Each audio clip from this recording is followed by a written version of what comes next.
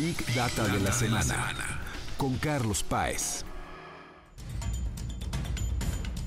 Se encuentra en la línea telefónica nuestro colega Carlos Páez, quien como siempre y como cada semana nos tiene un tema pues por demás interesante. Carlos, hablamos de la aplicación, una aplicación que simula la dispersión de una enfermedad. A ver, danos detalles. Buenos días, casi tardes. ¿Cómo te va, Isaías? Encantado de saludarte. Pues sí, efectivamente, Isaías, te voy a presentar un juego que fue diseñado, por supuesto, para esta rama del mundo digital que le llaman gaming, pero también es, Isaías, un simulador que sirve para entrenar epidemiólogos. Este programa fue desarrollado por Ellsworth Campbell y por Isaac Bromley en los Estados Unidos hace un par de años, y es una muestra de cómo se dispersa una enfermedad obviamente contagiosa a través de una red, empezando por una sola persona infectada, y en la imagen tienes una red, Isaías, ¿sí?, en donde ves una serie de nodos, unos más chicos, unos más grandes. El juego nos permite aplicar 15 vacunas para ver cómo contrarrestamos el despliegue de este virus o de esta enfermedad, en este caso del sistema de red, con la complicación, Isaías, de que hay 4 nodos que no se van a dejar vacunar.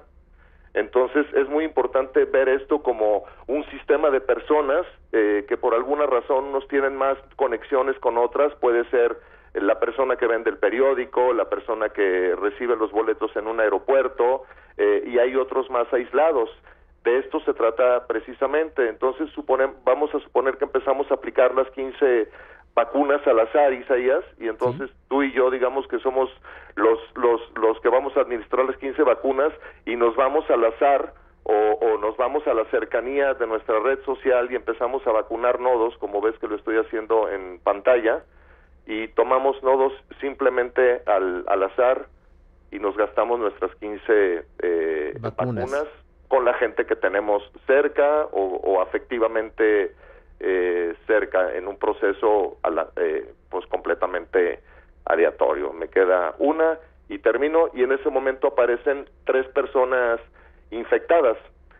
Como te das cuenta, la red sigue siendo bastante robusta y hay mucha capacidad de transmisión, y yo lo que tengo que hacer como un epidemiólogo de datos de Big Data es empezar a ver cómo le freno el camino a estos, pero vamos a ver si seremos capaces, toda vez que las primeras vacunas las administramos al azar. Entonces me voy a poner muy técnico y voy a tratar de empezar a romper aquellos nodos que tienen más conexiones, y tú verás cómo el virus se empieza a expandir. Yo trato de cerrarle el paso, pero llega determinado momento en el que pues es demasiado tarde. Aquí, digamos, logro cortar la epidemia, y me aparece un resultado que dice pues que hubo más o menos un 40% de personas infectadas, un bajo porcentaje de personas que entraron en cuarentena, y un porcentaje no infectado, y otros que quedaron vacunados. Voy a jugar ahora el juego usando el conocimiento que nos da la ciencia de redes, Isaías, y la primera tiene que ver cómo administramos correctamente las vacunas para no hacerlo al azar. Aquí tenemos que buscar 2 temas. Uno es cómo ir a los nodos más centrales y a los que tienden a estar más grandes y por tanto más conectados, para, digamos, romper aquellos nodos que tienen más capacidad de recorrer de extremo a extremo la red. Y el segundo reto, Isaías, es romperle la figura a una red tan bien construida como la que muestra la pantalla. Entonces empezamos a romper nodos, a vacunar nodos desde el centro, aquellos que parecen más pues más conectados con otros, o aquellos que generan una figura más de red, digamos. Y aquí el tema es cómo empezamos a formar cadenas en lugar de redes, cómo partimos una red de infección en 2, y luego, ya que partimos cada uno de los mundos, cómo hacemos cadenas en lugar de pasos intermedios que contagien la enfermedad de un lugar a otro. Aquí me queda una sola vacuna y voy a tomar una de las centrales del segundo sistema. Aquí aparecen los virus, los tenemos ya separados, y aquí tenemos que empezar a ver este nodo ya infectado en el clúster de abajo, cómo matamos al hub antes de que actúe y aislamos por completo un sistema que queda totalmente inmune. Después cortamos la figura del segundo nodo para tratar de salvar a la mayor cantidad de gentes posibles, y de manera que cuando lo haces vía ciencia de redes, el porcentaje de infectado baja cuantitativamente de manera significativa, y los vacunados siguen siendo los 15 primeros. Este es un juego que le recomiendo mucho me parece que es de gran importancia para aquellos interesados en la ciencia de redes y comprender cómo se dispersan los virus. Isaías, hay niveles más sencillos, como el que te estoy presentando, el que solo te permite aplicar 5 vacunas, y el aprendizaje también es inverso. Si recuerdas, cuando llegó a México la fiebre porcina, la H1N1, las autoridades tendían a ir a los aeropuertos, tendían a ir a las estaciones de metro, tendían a pedirnos que cuando estornudáramos lo hiciéramos sobre el codo, etcétera, y esto empieza a cortar la dispersión de un sistema de dispersión de virus. Pero si lo pensamos al revés en las redes sociales, Isaías, si queremos saber cómo queremos desplegar más nuestro virus en las redes sociales, es cómo nos aseguramos de que estamos llegando y de que nuestro mensaje está llegando a quienes están en el centro, para que tiendan a estar más conectados y transmitir el mensaje pues más eficaz y más rápidamente. Los virus reales, los que enferman, se comportan de alguna manera igual a los virus que atacan a un sistema de computadoras y de servidores en una empresa, y conviene aprender a verlos como un sistema de redes que nos permita no aplicar el medicamento o no aplicar la vacuna y la prevención en donde no conviene, sino ir a la centralidad, romper la figura y poder atajar estos virus desde la ciencia y no desde la intuición. Isaías, esta es mi colaboración el día de hoy. Claro, Carlos.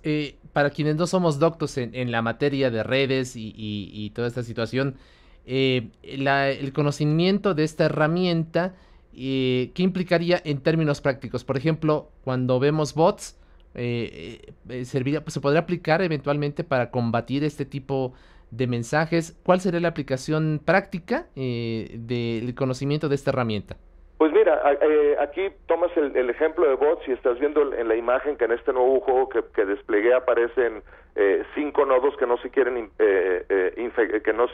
vacunar. Entonces, de alguna manera son bots para nuestro sistema de dispersión. Aquí el tema sería cómo aislarlos de nuestro sistema de red para que dejaran de influir en el comportamiento o en la dispersión del mismo. Esta sería una aplicación en la vida real, y la otra sería, como te explicaba, es muy fácil que una gran empresa que tiene 1,500 servidores o impresoras, cuartos fríos, sites, etcétera, routers, entra un virus, y lo interesante de ver la perspectiva desde la ciencia de redes sería decir, ¿qué tenemos que proteger?